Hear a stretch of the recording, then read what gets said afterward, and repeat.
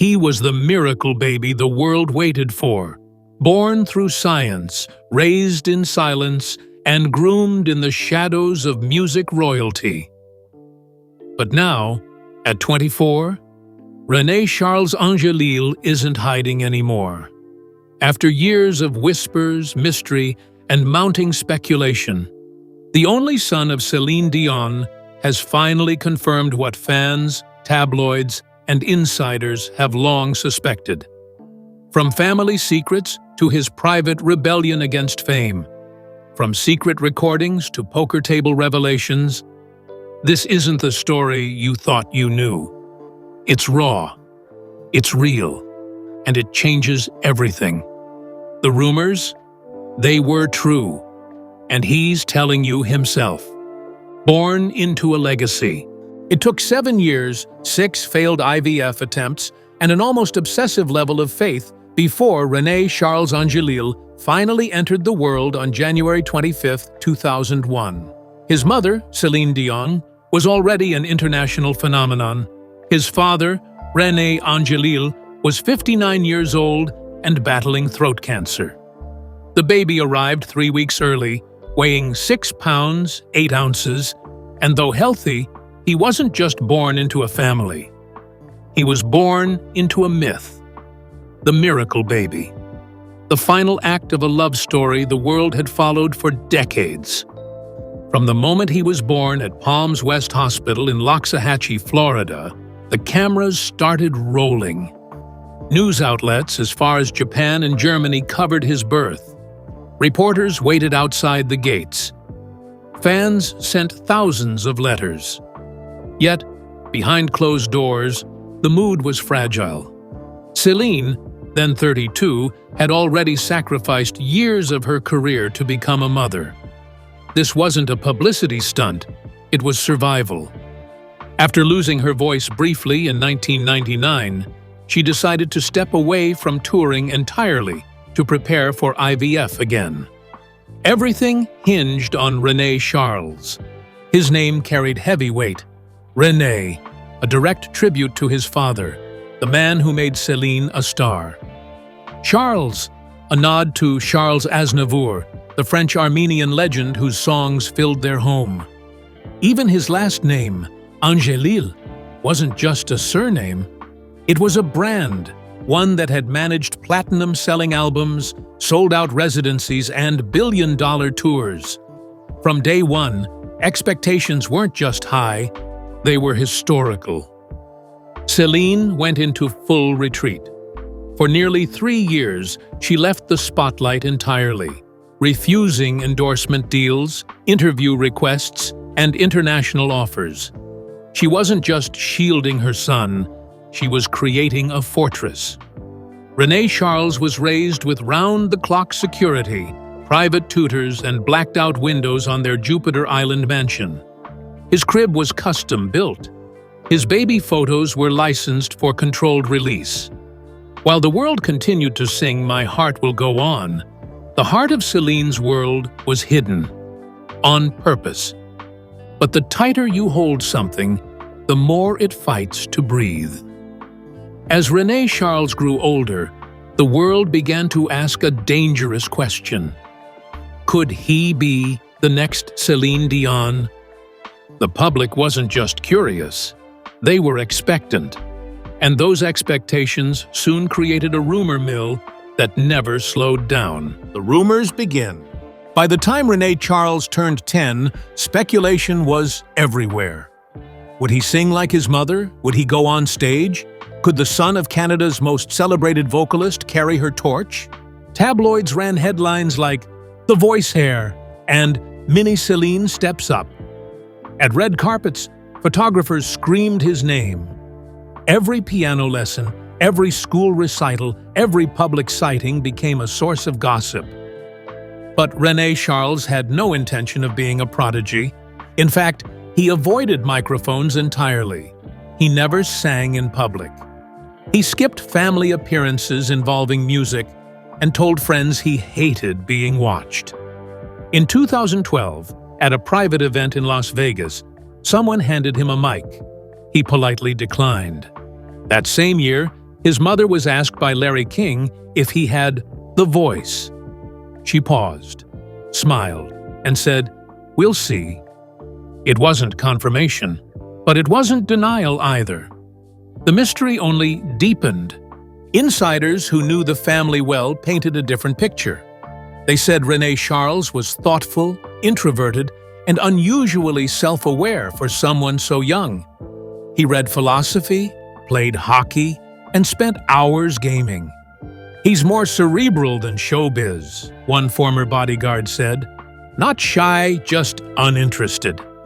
The media couldn't reconcile this quiet boy with the woman who sang to millions in 25 different languages. Celine, for all her protective instincts, kept the door open. She never pushed him, but she didn't shut down the dreams of others either.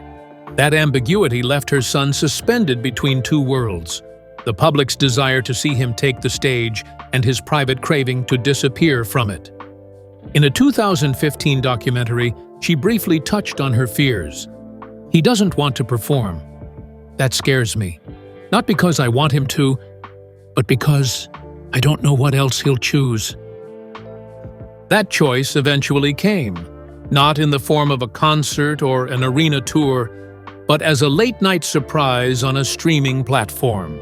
No announcements, no label, no permission. Just René Charles, finally stepping forward with a sound no one expected, and a voice that was entirely his own. Music on his own terms. In January 2021, on the eve of his 20th birthday, René Charles quietly uploaded a 3-track EP under the pseudonym R.C. Angelil. The songs were pure hip-hop, melodic trap beats, moody lyrics, and a raw, confessional tone that sounded nothing like Celine. No press release, no radio premiere, just a few links posted on his now private Instagram. Within 48 hours, the project had been downloaded over 200,000 times. The lyrics hit like a gut punch. In one track, he rapped, "Raised in gold, but it felt cold. Cameras flash, but I just fold." In another, she sang to millions, "I hid in silence." Fans were stunned. This wasn't an audition for the Dion dynasty, it was an escape from it. The production was sharp. The message was louder. R.C. was carving out a lane miles away from Las Vegas stages and world tours. Reactions were split. Older fans of Celine called it rebellion. Some called it a mistake. But music critics saw something more. A talent trying to assert control. Rolling Stone Canada gave it a cautious nod. "Not polished, but promising," the review said. "He's not trying to replace her. He's trying to survive her." On Spotify, the EP found a steady following, particularly among Gen Z listeners unfamiliar with Celine's legacy. In a rare interview that same year, R.C. explained why he made the move. "People always ask if I'm going to sing like my mom. I'm not. I never was. This is me. This is my voice." He refused to say her name, not out of bitterness, but because he wanted the music to stand on its own. He wasn't a tribute act. He wasn't a headline. He was René Charles. And for the first time, that was enough. But if music was how he expressed himself, poker was how he tested himself. Away from the stage, the spotlight, and the whispers of comparison, René Charles found something else, a quiet room full of strangers, cards, and risk. And in 2025, he shocked everyone once again. The poker revelation that shocked everyone. In July 2025, during the World Series of Poker in Las Vegas, a wildcard player entered the tournament under the name R.C. Angelil. At first, no one noticed. No PR push, no press team, just a calm 24-year-old in a hoodie and sunglasses. But by day 5, he had outlasted more than 9,700 players, sitting on 2.8 million chips. The poker world was stunned. Celine Dion's son? Playing the biggest poker event in the world? It wasn't just about the winnings. Though $70,000 in prize money certainly helped, insiders say René Charles barely acknowledged the cash. He wasn't there for headlines. He was there for identity. In a sea of strangers, under pressure, he was finally invisible. For the first time, he wasn't Celine's son, wasn't RC the rapper. He was just another player making bold moves and reading people's tells. The table had become his sanctuary, a new kind of stage, but one he could control. Observers noted his patience. While others played aggressive hands, he waited. His poker face was impenetrable. More than one veteran said he reminded them of René Angelil, who was himself a respected poker enthusiast. Back in the early 2000s, René Sr. often played private games with celebrities and Vegas legends. It was said he could calculate odds faster than most software. Now, nearly a decade after his death, his son was making silent tribute, not with music, but with strategy. Even after his elimination in round 6, RC didn't give interviews. He declined photo ops, skipped post-game press. But the buzz had already started. Forums lit up. Videos went viral. One comment read, "He may not want the spotlight, but it keeps finding him." Another player at his table said, "That kid plays like someone with a story, not someone with something to prove." The world thought they knew him, but poker proved they barely knew anything at all. After years of whispers and wild speculation, René Charles finally began confirming what many had guessed. He was never meant to inherit Celine's crown. And for the first time, he spoke out. Not in lyrics, not in headlines, but in words that cut through all the mystery and made his truth impossible to ignore. The secrets. He finally confirmed.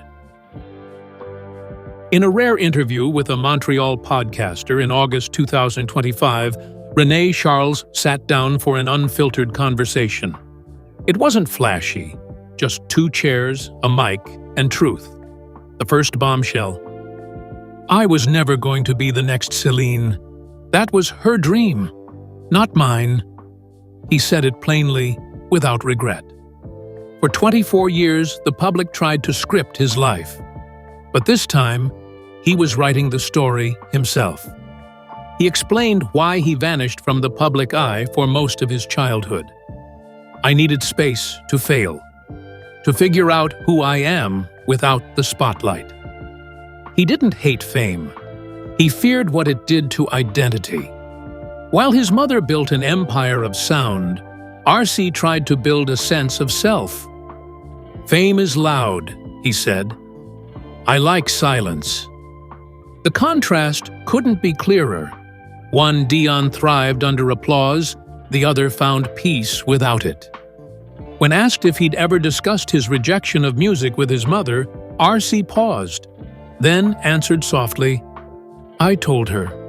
She cried, not because she was disappointed, but because she was relieved. I think she always knew. That moment, between mother and son, revealed what years of tabloid stories never did. Celine didn't want a clone. She wanted a child who could be honest with himself.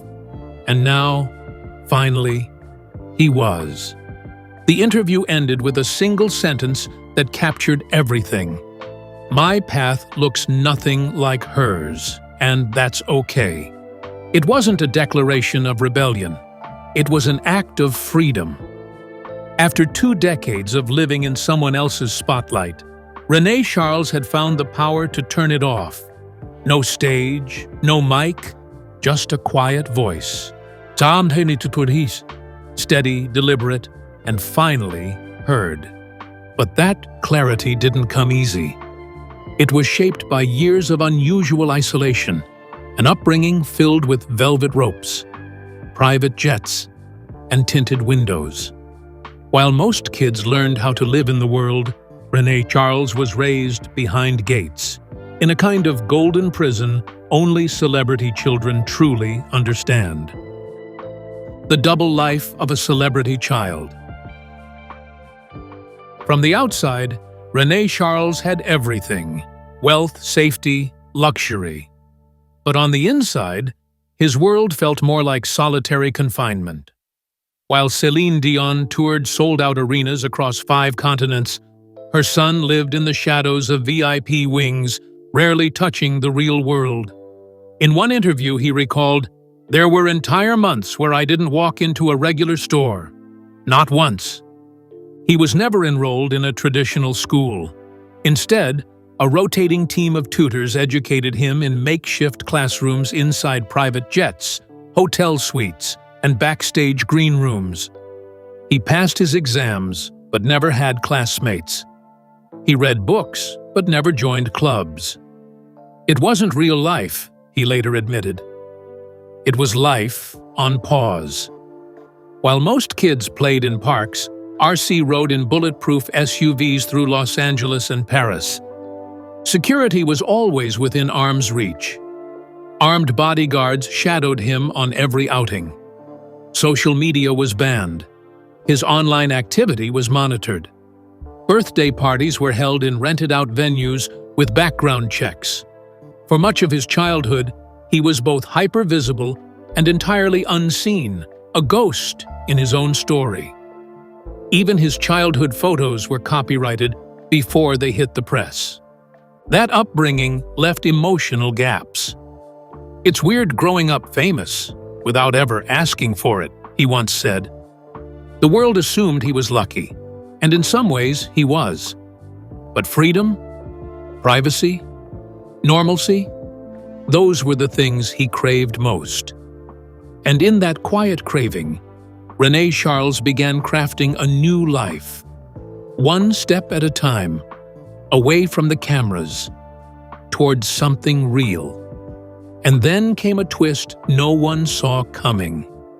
The birth of 2 twin brothers, made from the very same embryo that created him. Suddenly, Renee Charles wasn't just a hidden child. He was a big brother, and everything about his life changed again. The twin brothers who changed everything. In October 2010, Celine Dion gave birth to twin boys, Nelson and Eddie, using the same frozen embryos created during the IVF process that had brought Renee Charles into the world nearly a decade earlier. At 9 years old, he suddenly had 2 brothers who weren't just family. They were biological mirrors. Born from the same batch of cells, they were 3 parts of the same medical miracle. But RC wasn't just amazed, he was overwhelmed. From day one, the twins looked up to him. He was their big brother, their protector, and sometimes their second parent. With Renee Sr.'s health already in decline by 2012, the emotional weight on RC's young shoulders grew heavier. He wasn't just managing childhood, he was navigating responsibility. "They saw me as this superhero," he later said. "But I still felt like a kid who didn't know who he was." As the years passed, that dynamic deepened. While Celine juggled tours and her husband's failing health, Renee Charles often stayed home with the boys. He helped with homework, calmed them during nightmares, and made pancakes at 6:30 a.m. before school. When Celine faced medical issues later on, the twins turned to him for strength. He became a quiet leader in a household shaped by grief, fame, and love. The most telling comment came in a podcast in 2024. "They see me as cool. I see them as my second chance." For RC, raising the twins was redemptive. It allowed him to be the kind of sibling, the kind of man he had long searched for in himself.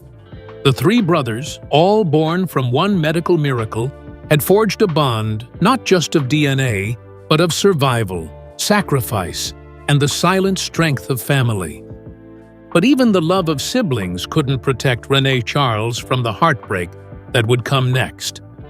In January 2016, the man who shaped his world, manager, father, poker, mentor, myth, was suddenly gone. And what followed wasn't public mourning. It was silence. Losing his father changed everything. On January 14th, 2016, Renee Angelil died at the age of 73 after a long battle with throat cancer. To the public, it was a loss of a legendary music manager. But to Renee Charles, just 15 years old, it was something else entirely. The day everything stopped. His father had been his protector, his compass, the calm voice behind every decision. Now, that voice was gone. RC disappeared. No red carpets, no interviews. He skipped award shows and charity events. For nearly 2 years, he avoided any spotlight. Sources close to the family said he became withdrawn, skipping meals, isolating from friends, turning to late-night walks around their Las Vegas compound just to feel alone. He grieved in silence, Celine later admitted, and in that silence, a boy became a man far too quickly. Their relationship, by some accounts, had always been strained by expectation. While Renee had hoped his son would follow in his musical footsteps, RC resisted. "He wanted me to sing," he once told a confidant, "but I didn't want to perform for ghosts." Living in the shadow of a man who built Celine's empire made it nearly impossible to chart his own path. So when that shadow vanished, it left more confusion than clarity. Years later, RC opened up in a short essay he posted online. "He left shoes I could never fill, so I stopped trying." That one sentence explained it all. The pressure to carry a legacy, the guilt of not wanting to, the freedom and sorrow that came with death. Losing his father didn't just break his heart. It forced him to stop pretending he wanted the throne. But just as he was pulling away from his father's memory, Renee Charles found himself pulled closer to his mother's world. Her love for him was unmatched, but sometimes it was too much, especially when Celine's own health began to fail. The truth about his relationship with Celine. For most of his life, Renee Charles had one constant: Celine Dion's love. Fierce, unconditional, often overwhelming. She called him her miracle child, her reason to sing. But behind that devotion was a quiet tension, the clash of a mother's need to protect and a son's need to breathe. "She adored me," he once said, "but sometimes I had to fight for space, even from her."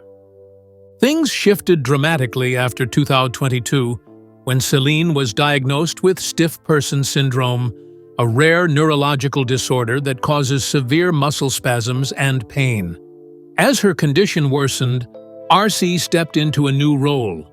He wasn't just her son anymore.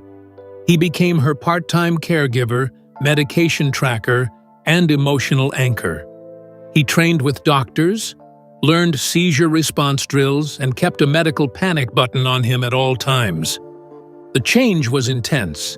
At 24, while most of his peers were building careers or chasing dreams, RC was managing pain regimens and calming panic attacks. But he never complained. "She saved me as a kid," he said. "Now I help her survive." That sentence said it all. Their bond, once rooted in spotlight and stage lights, had become something quieter, more sacred. It wasn't about fame anymore. It was about life. Friends say the dynamic matured both of them. Celine learned to let go. RC learned how deep love can run when fame is stripped away. "We don't need the world watching us anymore," he said in a 2025 interview. "We just need each other." And in that shift, they found something purer than applause, a connection untouched by cameras, made stronger by suffering. The child who once ran from the spotlight had now carved out a path so different, no one could have predicted it. Not music, not Vegas, not fashion, but a quiet double life that had one rule: be no one else but himself. What comes next? Today, René Charles Angelil is crafting a life that defies celebrity templates. He still makes music, producing tracks in his home studio in Nevada, sometimes uploading anonymously to SoundCloud. No label, no press team, just beats, bars, and whatever's on his mind. His most recent drop in July 2025 had one comment that stood out: "I don't need to be heard by everyone, just heard by someone." His poker career is rising. After his WSOP performance, insiders at the Aria Poker Room in Vegas say he's one to watch. He plays quietly, often using a pseudonym, sometimes winning big, sometimes disappearing for weeks. It's not about the game. It's about agency, controlling the cards, the pace, the table. The opposite of the life he was born into. He refuses red carpets, turns down interviews, avoids Instagram. He once told a friend, "If I show up to be seen, I'm not showing up for me." His appearances now are rare. Glimpses, not grand entrances. And that's exactly how he wants it. Even his love life remains private, though he's rumored to be dating a musician from Montreal. Nothing confirmed, nothing denied. He ended a recent poem with the words, "Not Dion, not Angelil, just RC." That line, simple as it is, might be the truest thing he's ever said. He was born into a legacy, but he never asked for it. Now, at 24, he's walking away from the throne, the spotlight, and the pressure of power. Not in anger, not in rebellion, but in peace to her. "Let them talk," he says. "I know who I am now, and I'm finally saying it out loud."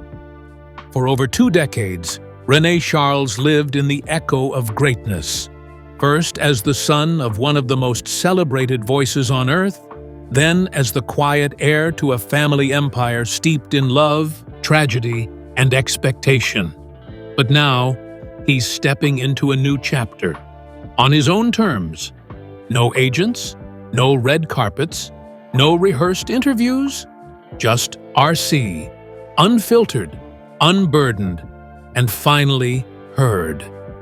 From the poker tables of Las Vegas to late-night studio sessions in Montreal, he's carving a path that refuses to imitate.